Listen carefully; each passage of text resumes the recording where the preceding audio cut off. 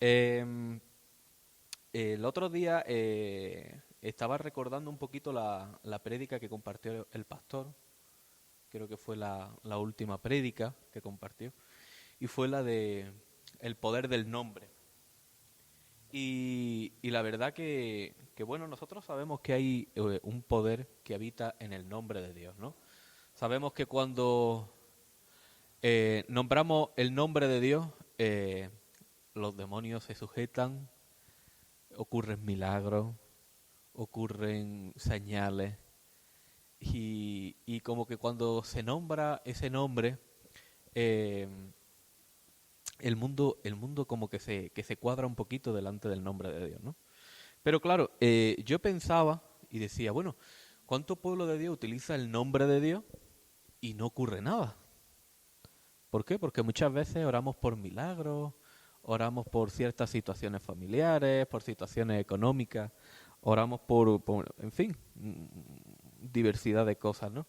Y no ocurre nada, como que la palabra de Dios no hace efecto, no, no, no produce absolutamente nada, ¿no? Entonces yo muchas veces le preguntaba al Señor esto, ¿no? ¿Por qué incluso con ministros, ¿no? Que a lo mejor, pues, en un momento estuvieron bien delante de Dios, pero luego sus caminos se desviaron, pero cuando nombraban el nombre de Dios, los demonios se les sujetaban, expulsaban demonios, hacían milagros, hacían señales.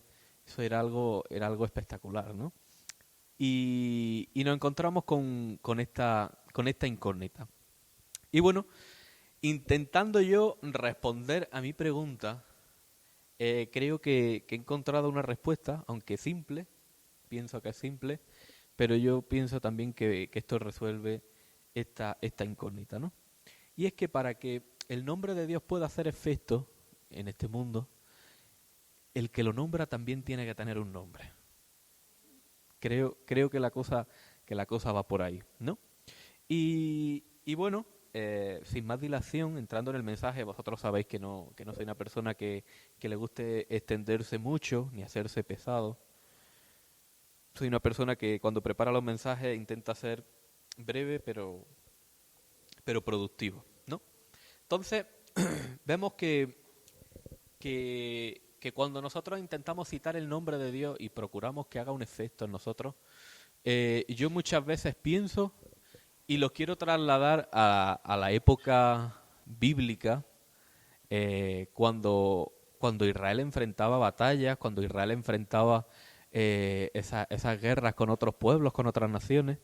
Y es que para mí, a día de hoy, citar el nombre de Dios, esperando que haga efecto en nuestra vida, es como llevar el arca a la batalla. Nosotros sabíamos que cuando Israel llevaba el arca a la batalla estaba ganada. ¿Por qué? Porque la misma presencia de Dios estaba allí, autorizaba la guerra y la guerra estaba ganada porque no la ganaba el pueblo, la ganaba Dios, ¿no? Entonces, para que el nombre de Dios pueda tener efecto en nosotros, nosotros tenemos que ser el arca de Dios. Y ese es el mensaje de esta tarde, este breve mensaje. Tenemos que ser el arca de Dios.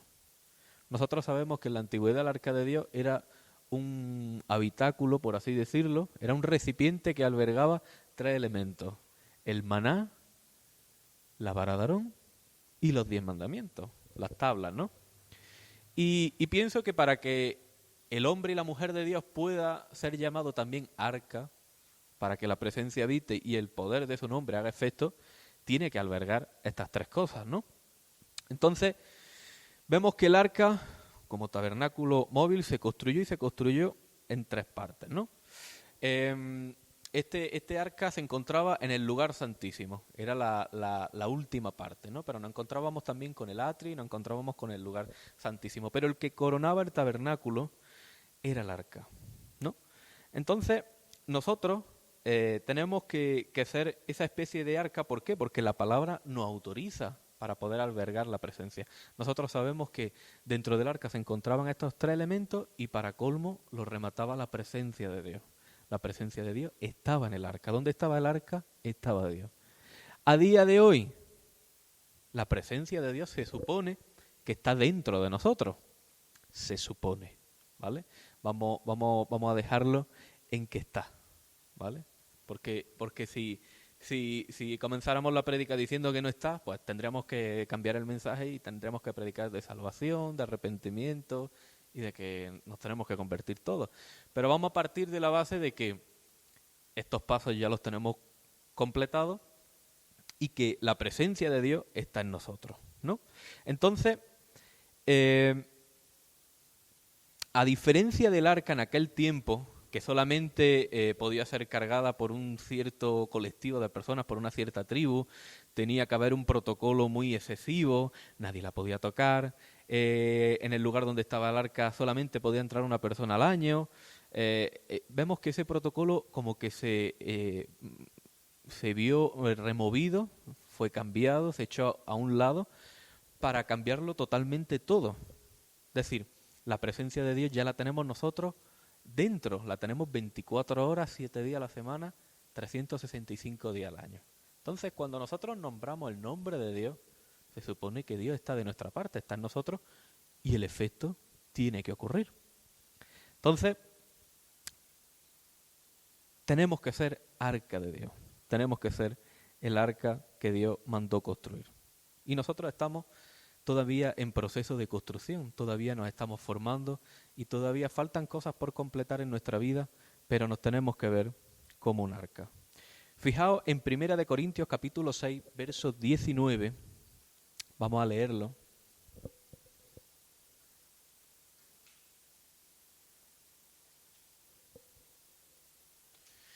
Dice, ¿o ignoráis que vuestro cuerpo es templo del Espíritu Santo, el cual está en vosotros, el cual tenéis de Dios y que no sois vuestros?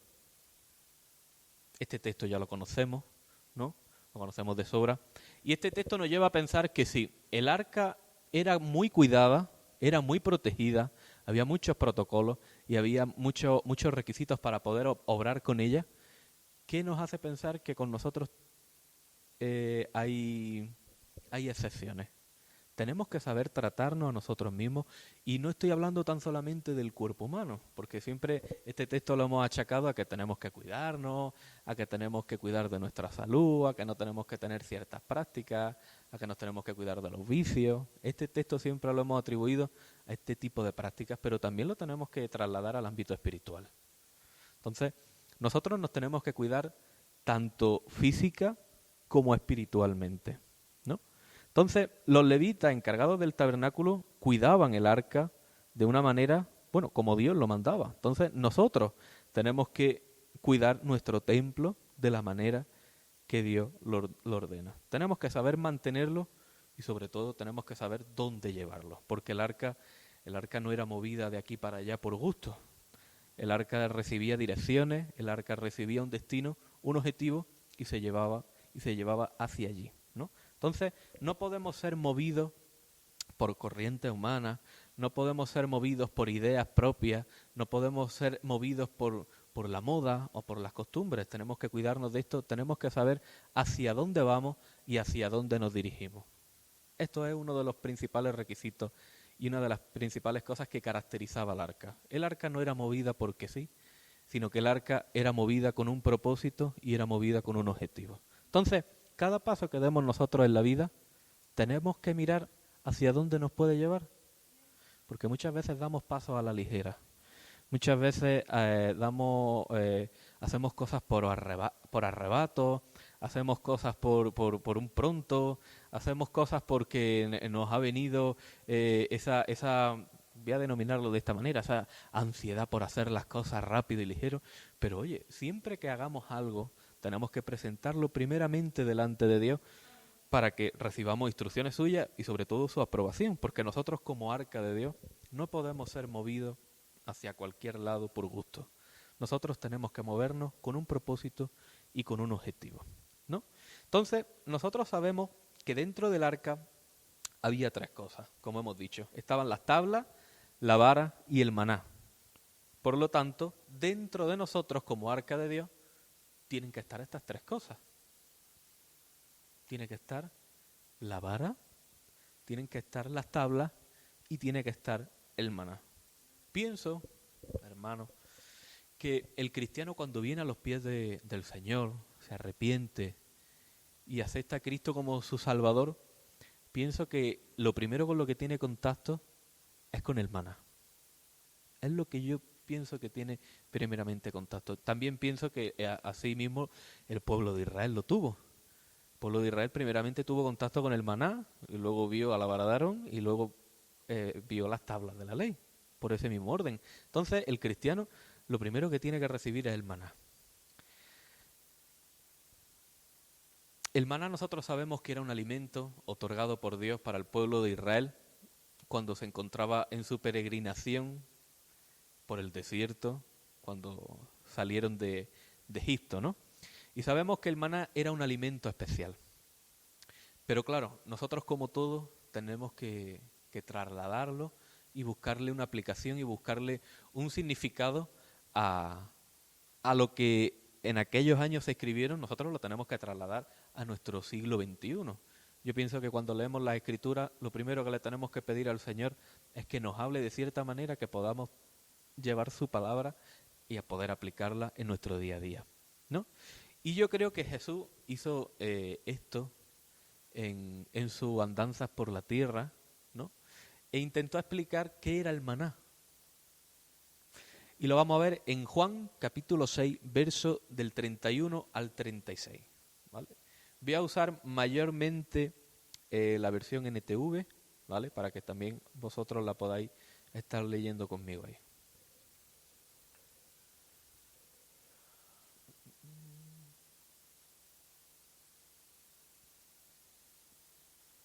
Okay. Vale. Aquí el pueblo de Israel, cuando estaban delante del Señor, le estaban pidiendo al Señor, oye, haz un milagro para que podamos creer en ti, ¿qué señales nos darás? Porque claro, hemos creído en los profetas porque los profetas obraban milagros, hacían señales y el pueblo pues no le quedaba más remedio que creer, porque viendo esa hazaña, al pueblo no le quedaba más remedio que creer. Entonces el pueblo le pedía al Señor una señal para que pudieran creer en él. Entonces, en el verso 31, la multitud le decía al Señor, después de todo, nuestros antepasados comieron maná mientras andaban por el desierto. Las Escrituras dicen, Moisés les dio de comer pan del cielo. Fueron una de las cosas, no voy a decir la única, porque Moisés hizo tantas señales e hizo tanta hazaña que al pueblo no le quedaba más remedio que creer en él, ¿no? Pero una de las cosas que el pueblo se quedó maravillado ante Moisés era que bajó pan del cielo y sustentó al pueblo durante 40 años. Es decir, este pan no era un pan común, no era un pan tradicional, no era un pan como el que conocemos a día de hoy, sino que era un pan especial. Digamos que el obrador se encontraba directamente en el cielo y el Señor ordenaba que bajara todas las mañanas hacia donde el pueblo se encontraba para que el pueblo pudiera comer, no durante un momento concreto, ni a una hora del día, sino durante 40 años. Es decir, era un alimento exclusivo. Entonces, aquí el Señor tiene que resolver esta incógnita, porque dice el pueblo, bueno, Moisés nos dio pan del cielo, nos dio el maná, ¿qué nos das tú? ¿Qué nos ofreces para que podamos creer en ti? ¿Qué es lo que vas a orar? Y aquí el Señor, en el verso 32, tiene que responder. Jesús le respondió, les digo la verdad, no fue Moisés quien les dio el pan del cielo, sino que fue mi Padre. Y ahora Él les ofrece el verdadero pan del cielo. Pues el verdadero pan de Dios es el que desciende del cielo y da vida al mundo. Al pueblo de Israel le dio vida durante 40 años, pero es que resulta que el pan que estaba recibiendo Israel en ese momento y no supieron apreciar ni reconocer, les iba a dar la vida eterna, por siempre, pero no supieron reconocerlo. En el verso 33, pues el verdadero pan de Dios es el que desciende del cielo y da vida al mundo. Señor, le dijeron, danos ese pan todos los días. ¿Quién no quiere alimentarse de ese pan todos los días? Todos asentamos y decimos que sí, pero esta multitud decidió no comer ni tomar ese pan. En el verso 35, Jesús les respondió, yo soy el pan de vida. El que viene a mí nunca volverá a tener hambre. El que cree en mí no tendrá sed jamás. Pero ustedes no han creído en mí a pesar de que me han visto. Es decir, me estáis pidiendo más milagros, me estáis pidiendo más señales, después de todas las que he obrado. ¿Os parecen pocas todas las señales que he hecho? ¿Os parecen pocos los milagros que he obrado? ¿Todavía me seguís pidiendo más? Para colmo, os estoy dando la salvación y el perdón de pecados, os estoy dando vida, y aún así me seguís pidiendo más. Intento meterme en la mente de Jesús en ese momento y llego a la conclusión de que no creéis en mí. Porque si yo hago muestras de favor con ustedes, obro señales, restauro vuestras vidas, restauro vuestra situación en vuestras casas, restauro vuestra familia, restauro vuestra situación personal, individual, física, mental, lo que sea, y aún así me seguís pidiendo más, es porque llego a la conclusión de que no estáis creyendo lo que hago en vosotros. Entonces, fijaos, tenemos que albergar nosotros como arca de Dios el maná. Por esta regla de 3, si el Señor dice que Moisés no les dio el pan de vida verdadero, sino que se los dio el Padre, y que ahora el Padre en ese momento y en porque el efecto que Jesús tuvo en la tierra en esos años, ese mismo efecto lo está teniendo en la actualidad. Es decir, ese pan del cielo no bajó durante 40 años, sino que está bajando durante más de 2000 años. Y sigue teniendo el mismo efecto, y sigue sustentando a la vida, y sigue formándola, y sigue dándole un desarrollo. Entonces, aquí Jesús le está diciendo, bueno, Moisés no os dio el pan durante 40 años que os sustentó, os lo dio mi Padre. Pero ahora resulta que mi Padre os está brindando un pan mucho más exclusivo, que da vida verdaderamente, y que el que lo tome ni tendrá más hambre, ni tendrá más sed. Pero no habéis creído en mí, aunque me estáis viendo. Es decir, aunque estáis viendo lo que hago. Entonces, por esta regla de 3, si el arca en aquel momento albergaba el maná, que sustentó al pueblo de Israel durante 40 años, ¿qué es lo que tiene que albergar el cristiano como arca de Dios en lugar del maná? Tiene que albergar a Cristo. Entonces, este es uno de los requisitos para que tú puedas ser llamado arca de Dios, para que tú puedas ser llamado representante de Dios, para que el nombre de Dios pueda tener efecto, autoridad y peso en tu boca. Porque nos quejamos de que muchas veces citamos el nombre de Dios, pero Dios no obra. A lo mejor el problema no está en el nombre, ni en Dios. A lo mejor está el problema en nosotros. Os hago una pregunta. El agua más pura que podáis ver y probar. Un agua con muchos minerales, bien fría, clara, cristalina. Como solamente con ver el agua, tu cuerpo te pide que la bebas. Sabes que te va a hacer bien, sabes que te va a hidratar, sabes que te va a fortalecer. Ese es Cristo en nuestra vida. Ahora, si el vaso que contiene el agua está sucio, está quebrado, no está a la altura del agua que contiene, ¿ustedes creen que el efecto que tú esperas que tenga en ti lo va a hacer? Vamos, yo en cuanto vea el vaso que no está en condiciones, no me tomo el agua. Entonces, nosotros esperamos que Dios haga ciertas cosas en nuestra vida. Nosotros esperamos que Dios haga ciertas cosas a nuestro favor. Pero nosotros que somos el instrumento, no estamos en condiciones de albergarlo. Entonces, tenemos que tomarlo de la manera correcta. Tenemos que ponernos a cuentas con Dios. Tenemos que ordenarnos para que el poder de su nombre pueda tener efecto en nosotros. Entonces, nosotros como arca de Dios, os adelanto que esta prédica no está terminada, ¿vale? Vamos a quedarnos hoy solamente en el maná, porque las otras dos cosas las desarrollaré en otra prédica, en otro mensaje, ¿vale? Os tengo que dejar con la miel en la boca. Entonces, nos vamos a quedar hoy solamente en el maná. El cristiano tiene que albergar el maná, tiene que albergar a Cristo dentro de él, ¿vale? Pero claro, a la luz del versículo 36, albergar a Cristo, dice, pero ustedes no han creído en mí, a pesar de que me han visto. Es decir, este es el verdadero reproche que tiene Cristo con los que le preguntaban.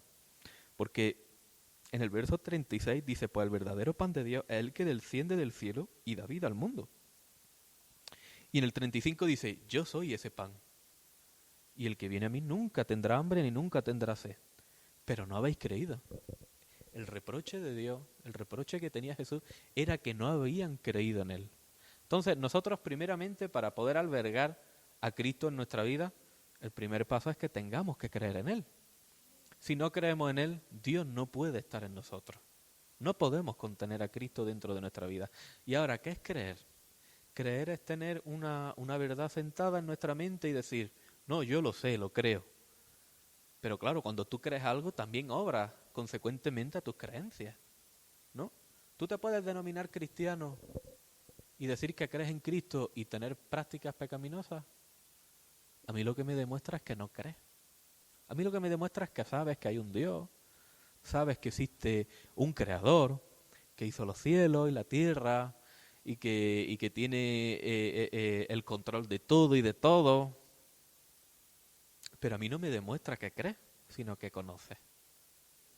Entonces, para que tú creas, no tan solamente vale con que tú digas, no, si yo sé que Dios existe, ¿no? Si yo sé que algún día iré al culto y que me pondré a cuenta. Eso no es creer, eso es saber. Ahora, cuando tú crees, tus prácticas van en consecuencia a tus creencias. Un deportista que cree en el deporte, practica deporte. Un científico que cree en la ciencia, practica, estudia ciencia. Es decir, si tú crees en Cristo, tienes que practicar a Cristo en tu vida. Las prácticas de Cristo las tienes que practicar tú. Y una de las ordenanzas que tuvo el Señor, sed mansos y humildes de corazón, así como yo lo soy. Y los que seguían a Cristo decían, sed imitadores de mí, así como yo lo soy de Él. Pablo dijo estas palabras. Entonces, nosotros para poder albergar a Cristo dentro de nosotros tenemos que creer en Él. Y creer en Él no basta con pronunciarlo, sino también con practicarlo. ¿Vale? Entonces, vemos cómo hay un paralelismo que nos encontramos con el pueblo de Israel y con la sociedad actual en la que hoy habitamos. Vemos en la Biblia cómo el maná sustentó al pueblo de Israel, ¿no? Y el pueblo de Israel acabó rechazando el maná. Vamos a ir a Números capítulo 11, verso del 1 al 6.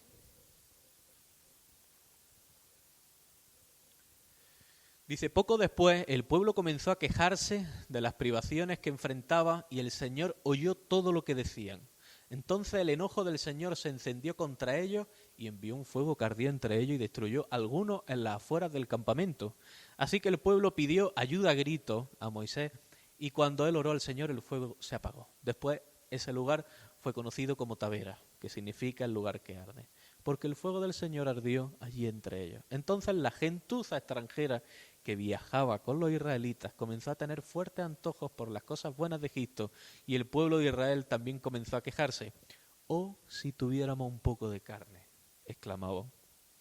«¿Cómo nos acordamos del pescado que comíamos gratis en Egipto y teníamos todos los pepinos, los melones, los puerros, la cebolla y los ajos que queríamos? Pero ahora lo único que vemos es este maná. Hasta hemos perdido el apetito». Aquí el pueblo de Israel se estaba acordando del puesto del Ismael en el mercadillo y lo echaban de menos. Pero vemos que este no era el deseo que Dios tenía con el pueblo. Dios estaba obrando de manera prodigiosa y milagrosa. Intentemos recordar una hazaña, una de las mayores hazañas que conozcáis o que penséis, que hayáis vivido o que hayáis visto. Yo creo que ninguno se iguala a ver caer pan del cielo durante 40 años. Podremos haber visto milagros, podremos haber visto señales, cosas que te dejen pensando, que no te dejen dormir por la noche, pero ver un pan todas las mañanas durante 40 años que te alimente, yo creo que no hay nada más prodigioso que eso. Y aquí el pueblo se quejaba. Aquí vemos la terquedad del ser humano. Vemos que a Dios siempre le pedimos lo bueno, siempre le pedimos soluciones, Pero estas soluciones ni nos acercan a Dios, ni nos hacen sentirnos a gusto con Dios. Siempre el ser humano tiende a la queja, tiende al inconformismo, por así decirlo, ¿no?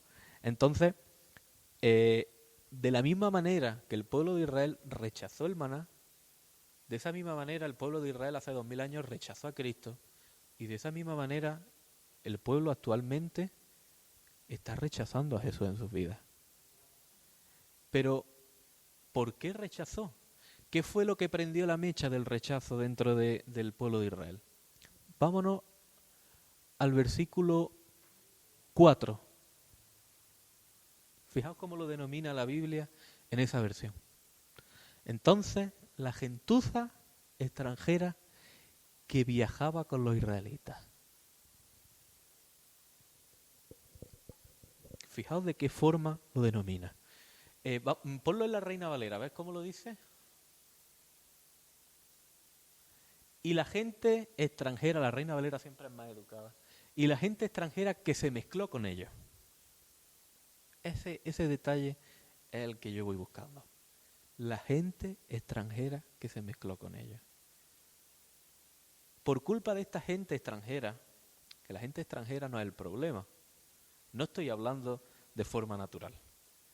Estoy hablando, y quiero que me entiendan, de forma espiritual. La gente extranjera no era el problema. El problema era que se habían mezclado con ellos.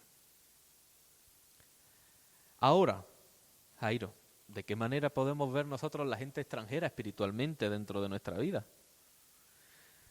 Si nosotros intentamos buscar un significado rápido a gente extranjera, a extranjero, nosotros sabemos, por propio sentido común, que el pueblo extranjero, el término extranjero, es una parte de la población que no es nativa, que no es del lugar. Es decir, que no pertenecen a la patria. Eso es un extranjero. Gente que no es nativa, que no es del lugar, ¿no? Pero claro, nosotros tenemos que hablar desde el contexto espiritual. Entonces, cuando nosotros venimos a los pies de Cristo, nos arrepentimos, lo aceptamos como Señor, nosotros automáticamente nos convertimos en ciudadanos del reino. Nos convertimos en ciudadanos del reino de los cielos. Tenemos las prácticas, ya somos de allí, no somos de aquí. Entonces, si nosotros cuando nos convertimos en ciudadanos del reino de los cielos, lo extranjero es todo aquello que es de fuera. La Biblia dice que vivimos aquí, pero no somos de aquí. Nuestra patria no es esta. Ahora, es evitable el ver y que tengamos en nuestro entorno a los extranjeros espiritualmente hablando. Cuando yo me refiero espiritualmente hablando a los extranjeros, me refiero a aquello que no es del reino de los cielos. ¿Qué es aquello que no es del reino de los cielos? Pues oye, las malas juntas, por ejemplo, tus propias costumbres, tus pensamientos de la carne, tu cultura. Eso no proviene de Dios. ¿Por qué? Porque muchas veces, a causa de nuestros malos pensamientos, a causa de nuestras malas costumbres y muchas veces incluso a causa de nuestra cultura, negamos a Dios. No servimos a Dios de la manera correcta. Y ahora lo vamos a ver. Entonces, espiritualmente, ¿podemos evitar lo extranjero? No, porque vivimos en el mundo. Ahora, lo que sí podemos evitar es mezclarnos. Por eso nosotros decimos, pero bueno, ahora ¿cómo evito yo tener un mal pensamiento? Si eso yo no lo puedo controlar, si el pensamiento viene a mi cabeza, ¿cómo lo evito? Es que es imposible, eso no lo puedes hacer. Ahora lo que sí puedes evitar es practicar tu mal pensamiento, mezclarte con él. Sí, pero es que yo tengo una costumbre en mi familia de que esto funciona así, asado. Bueno, tú eso no lo puedes evitar porque eso lleva años implantado en tu casa. Pero sí puedes evitar practicarlo tú. Sí, pero es que mi cultura me dice esto y me dice lo otro, y somos esto y tenemos que hacerlo de esta manera.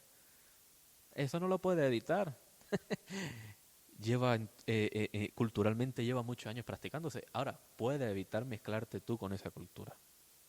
Entonces, tenemos que cogerlo esto con pinza y tenemos que abrir nuestra mente para poder entender esto. Entonces, aquí el problema no era la gente extranjera que viajaba con ellos. Aquí el problema realmente era que se mezclaron con ellos. Y como la gente extranjera no entiende las cosas del reino, Este mundo no entiende las cosas de Dios. Dice la Biblia que para aquellos que no entienden, el Evangelio es locura. Este mundo no nos entiende a nosotros. Pero ¿sabes qué es lo que nos exige el mundo, Pepi? Que nosotros lo entendamos a ellos.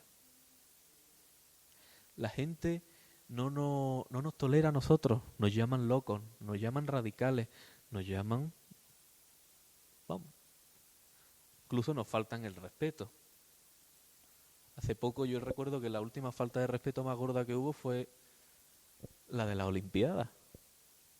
Hicieron una representación de la Santa Cena de la manera más obscena que se os podría pasar por la cabeza. Entonces, el mundo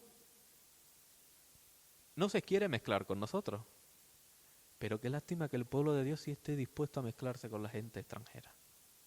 La gente extranjera, en los tiempos de Israel, no era tolerante con el pueblo de Israel.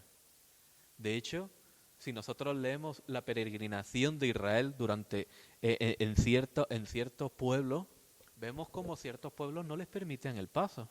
Israel tenía que rodear. No eran tolerantes con ellos. Ahora, Israel sí siempre tenía los brazos abiertos para recibir a gente que no los entendía. Pero para colmo, esa gente que no lo entendía influenciaba de mala manera. Muchas veces nosotros no somos radicales con nosotros mismos a la hora de implantar las costumbres del reino de Dios, pero sí somos tolerantes con los pensamientos de este mundo. ¿Y en qué convertimos el evangelio? ¿En un evangelio fiel o en un evangelio adulterado? En un evangelio corrupto. ¿Por qué? Porque cuando nosotros intentamos adaptar nuestros pensamientos al evangelio, cuando nosotros intentamos adaptar nuestras costumbres al evangelio, cuando intentamos adaptar nuestra cultura al evangelio, lo que el evangelio hecho por Dios es perfecto, lo volvemos imperfecto. Cuando tú añades algo a la perfección, lo conviertes en imperfección. Lo perfecto es lo que no necesita más nada, lo que está completo. Por ejemplo, un vaso perfectamente lleno, Pepi, está lleno hasta el borde, ¿verdad? Si tú le añades una gota más, el vaso rebosa. Ya no está perfecto. Ya está imperfectamente lleno. Entonces, vemos que nosotros tenemos que cuidarnos de las mezclas con las cosas que no provienen del reino de Dios.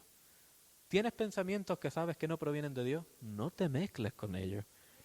No puedes evitar que vengan a tu cabeza, pero puedes evitar aceptarlos en tu corazón. Entonces, tenemos que cuidarnos de las mezclas. Esto lo he dicho yo muchas veces en ciertas prédicas, y vemos que cuando Goliat estaba atosigando al pueblo de Israel durante 40 días y 40 noches, dice la Biblia, y yo creo que cuando la Biblia especifica algo es porque tiene una enseñanza para nosotros. Y dice que este gigante estaba vestido desde los pies a la cabeza entero de bronce. Y nosotros sabemos perfectamente que el bronce no es un metal puro. Es un metal que surge de la mezcla del cobre y del estaño. Es una mezcla, una aleación. Y vemos que el gigante que estaba atosigando al pueblo de Israel durante esos días era un gigante que se levantó lleno de mezcla. Y pienso que este es el gigante que más está dando golpes al pueblo de Dios a día de hoy. Las mezclas. El querer mezclar lo de Dios con lo del mundo. Entonces nos tenemos que cuidar de estas cosas. Entonces, no podemos seguir, nosotros como pueblo de Dios, pueblo cristiano, no podemos seguir los mismos pasos que el pueblo de Israel. No podemos traer la mezcla del mundo a la iglesia. No podemos traer la mezcla del mundo al arca que somos nosotros. Entonces nos tenemos que cuidar de nuestros hábitos, de nuestras costumbres y de nuestros pensamientos y tener bien claro que el problema no son los extranjeros, sino que el problema es la mezcla. ¿Vale? Entonces, fijémonos, para que veamos que nos tenemos que cuidar hasta de las costumbres y de la cultura y de las tradiciones. Marcos capítulo 7, versos 7 al 13. Vamos a leerlo.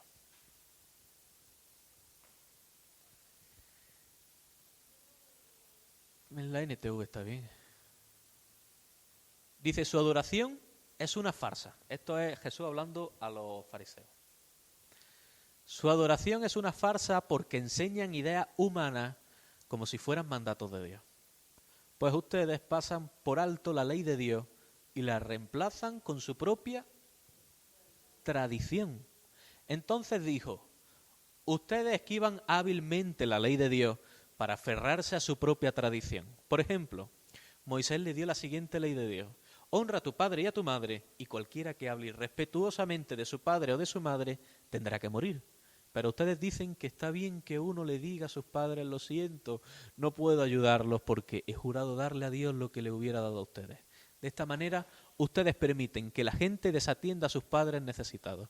Y entonces anulan la palabra de Dios para transmitir su propia tradición.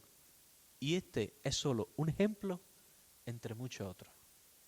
Entonces aquí los fariseos, los estudiosos de la ley, los maestros, los doctos, los que lo sabían todo, estaban reemplazando la ley de Dios por tradiciones puestas por ellos. ¿Esto ocurre a día de hoy dentro de la iglesia? ¿Se intercambia la ley de Dios y el mandamiento de Dios por tradiciones humanas? ¿Por cultura? ¿Por costumbres? Esto no puede ocurrir. La cultura del reino tiene que estar implantada en los ciudadanos del reino. Entonces, cuando nosotros vamos a Cristo, dejamos de ser de esta tierra, pasamos a ser gente de arriba. Entonces, para solucionar este problema tenemos que tomar el maná, tenemos que tomar a Cristo continuamente. Y como hemos dicho, creer no conlleva solamente tener esa verdad sentada en nuestra mente, sino es demostrarlo con nuestros hechos y que nuestra confianza esté puesta verdaderamente en Él. Nosotros tendemos a mezclarnos con cosas extrañas cuando no sabemos nuestra identidad, cuando no sabemos quiénes somos. Por eso nos mezclamos. Un joven o una joven, cuando no sabe perfectamente lo que es, tiende a mezclarse con ciertos grupos de amistad que no pegan. Yo he conocido a gente, sobre todo en la adolescencia, cuando uno empieza a cobrar conciencia de todo, como niños que tenían buen corazón, que tenían buenas prácticas, que no eran malos, por no saber lo que son verdaderamente, empezaron a relacionarse con sátrapas, como dice el libro de Daniel, con gente que no pegaba, que desentonaban completamente con ellos y se convirtieron en lo que no deberían de haberse convertido. ¿Por qué? Porque no sabían lo que eran. Un niño, ¿ustedes creen que con la mentalidad de un niño pequeño, el niño sabe perfectamente lo que es? Un niño rey, lo dice la Biblia, ¿en qué se diferencia del esclavo? En nada, porque el niño rey no tiene conciencia de lo que es, ni de la carga, ni de la responsabilidad que tiene, ni la que va a conllevar en un tiempo. Entonces no se diferencian absolutamente nada. Por eso, un niño rey no difiere en nada del esclavo. Entonces, nosotros, cuando no conocemos verdaderamente nuestra identidad, un día estamos en Dios y otro día estamos en el mundo, porque no sabemos lo que somos. Lamentablemente, y esto aunque sea duro de decirlo y también duro de escucharlo, tenemos que aceptarlo porque es la realidad, es la cruda realidad. Cuando nosotros no sabemos lo que somos, tenemos un día, un pie. El pueblo de Israel, ¿sabían a qué Dios servían? Elías les tuvo que decir en una ocasión: ¿hasta cuándo vaya a estar entre dos pensamientos y vaya a estar claudicando? Si Baal es Dios, seguirlo, y si es Jehová, pues seguir a Jehová. Y ahí es cuando tuvo que hacer la prueba del fuego, a ver qué sacrificio se consumía antes. Entonces, ni el mismo pueblo de Dios estaba verdaderamente firme, no tenía sus cimientos bien firmes en Dios. Entonces, si era el pueblo de Dios, en el tiempo donde más milagros y donde más señales se veían, ¿ustedes creen que a día de hoy no va a ocurrir lo mismo? Que lamentablemente no se ven tantas señales ni tantos milagros. Ocurre muchísimo más. Por eso un cristiano, aunque venga todos los días al culto y lea su palabra y ore, no está libre de pecar ni de tropezar. Ni está libre de apartarse, ni muchísimo menos. Entonces, nos tenemos que cuidar y tenemos que saber verdaderamente quiénes somos. Aquí la Biblia dice quiénes somos. En Primera de Pedro, capítulo 2, verso 9. Fijaos lo que dice la Biblia acerca de la identidad en Cristo. Pero ustedes no son así porque son un pueblo elegido, son sacerdotes del Rey, una nación santa, posesión exclusiva de Dios. Por eso pueden mostrar a otros la bondad de Dios, pues Él los ha llamado a salir de la oscuridad y entrar en su luz maravillosa. Esa es la identidad y ese es el carácter que tiene que tener el pueblo de Dios. Entonces, Cuando el cristiano se menosprecia, cuando el cristiano habla mal de sí mismo, cuando el cristiano está siempre dudando de la palabra de Dios, cuando un cristiano deposita su confianza más en sus propios medios y en sus propias fuerzas que en Cristo, no sabe verdaderamente su identidad, no sabe verdaderamente lo que es. Entonces aquí es cuando surgen los tropiezos, aquí es cuando surgen las caídas, aquí es cuando vienen los malos pensamientos y cuando cedemos a todo aquello que nos opone. Entonces tenemos que ser personas que sepan verdaderamente lo que son. ¿Por qué? Porque cuando tú sabes verdaderamente lo que eres y qué es lo que contiene, el nombre de Dios tiene efecto en tu boca. Hombres en la Biblia que sabían verdaderamente lo que eran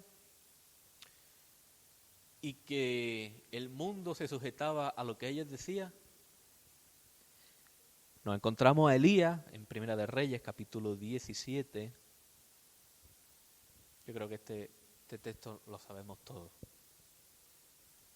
Ahora bien, Elías, quien era de Tisbé en Galat, le dijo al rey Acaz: tan cierto como que el Señor vive, el Dios de Israel, a quien yo sirvo, no habrá rocío ni lluvia durante los próximos años hasta que yo dé la orden. ¿Tuvo la palabra efecto en su boca? ¿Sabía Elías quién era? Fíjate si sabía perfectamente quién era, que dice: ciertamente que Dios vive, el Dios de Israel, a quien yo sirvo, el cual yo soy un servidor. Lo afirmaba con total seguridad y no tan solamente en esa ocasión, sino que nosotros sabemos que cada vez que Elías hablaba, decía: vive Jehová en cuya presencia estoy. Este hombre vivía en la presencia de Dios continuamente.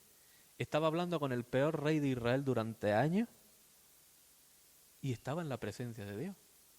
Qué importante es que nosotros estemos en la presencia de Dios aun en malas circunstancias. Que estemos en la presencia de Dios cuando le estamos viendo la oreja al lobo. Este hombre, teniendo al que ostentaba el puesto de Satanás, porque este hombre dicen que era el rey más perverso que tuvo Israel durante décadas. Este hombre coronó una serie de malos reyes que tuvo Israel, que se apartó de Dios y que seguían a otros ídolos, a otros dioses. Este hombre era el peor, el rey Acab. Pero Elías, contemporáneo de este rey, siempre que hablaba con él afirmaba que estaba en la presencia de Dios. Entonces, nosotros como cristianos, ¿estamos pasando por una situación mala? Vive Jehová que estamos en su presencia. ¿Estamos pasando por circunstancias difíciles? ¿Estamos delante de las personas que se oponen a nosotros, que nos hacen la guerra? Vive Jehová en cuya presencia estoy. Tenemos que habitar constantemente en la presencia de Jehová. Por eso la palabra tenía efecto en su boca. Este hombre cerró los cielos durante 3 años y no cayó ni media gota. Pablo era un hombre que sabía quién era. Él se atrevía a decir que nada, absolutamente nada, le iba a apartar del amor de Dios. Ni lo alto, ni lo profundo, ni lo presente, ni el porvenir, ni principados, ni potestades, ni nada creado lo iba a apartar del amor de Dios. ¿Sabía Pablo dónde estaba, qué es lo que practicaba, quién era en Dios? ¿Era conocido por los demonios? Cuando estos exorcistas ambulantes, hijos de Seba, hablaron y decían: oye, a Pablo conocemos y al Dios que predica a Pablo también lo conocemos, para vosotros. Es decir, Pablo tenía tal seguridad en sí mismo y en Dios, sobre todo, tenía su seguridad en él, puesta en Dios, que hasta el mundo infernal los demonios lo conocían y por su boca los demonios salían.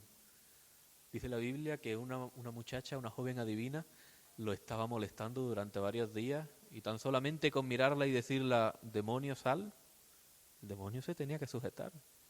A día de hoy vemos que las liberaciones son como muy jaleosas, ¿no? Como nosotros decimos, tienen mucho show y mucho, pero vemos que las liberaciones que oraban estos hombres no necesitaban tener mucha parafernalia, simplemente una orden. ¿Por qué? Porque eran autorizados por Dios. El efecto del nombre tenía efecto en su boca. El efecto del nombre de Dios producía el efecto que se esperaba en ellos. Otro hombre que sabía quién era perfectamente y a quién servía, Josué. En Josué tuvo efecto el nombre, tuvo poder, paró el sol y la luna. Los expertos estudiosos dicen que no paró el sol y la luna, sino que paró la tierra al completo. Entonces, imaginaos, es una incógnita lo que Josué hizo por su boca, lo que Josué ordenó. Entonces, hay ejemplos en la Biblia de hombres que sabían perfectamente quién eran y a quién servía. Bueno, y nos quedamos cortos con esta lista, porque si tú te pones a leer el capítulo 11 del libro de Hebreos, que son los héroes de la fe, ahí tiene ejemplos de personas que sabían quién eran y en quién habían creído. Nos encontramos con Daniel, que le daba igual la ordenanza y las nuevas leyes que se dictaban. Él seguía orando como de costumbre y le daba igual entrar en un foso de leones. Nos encontramos con 3 judíos en el capítulo 3 de Daniel, que les daba igual la nueva ordenanza y les daba igual que la ley presente era que se inclinaran delante de una estatua que el rey Nabucodonosor edificó. Y les daba igual entrar en un horno de fuego. Es decir, estos hombres sabían perfectamente a quién servían y a quién adoraban. Estos hombres tenían el maná dentro, tenían a Cristo, vivían seguros y vivían sabiendo lo que hacían y lo que practicaban.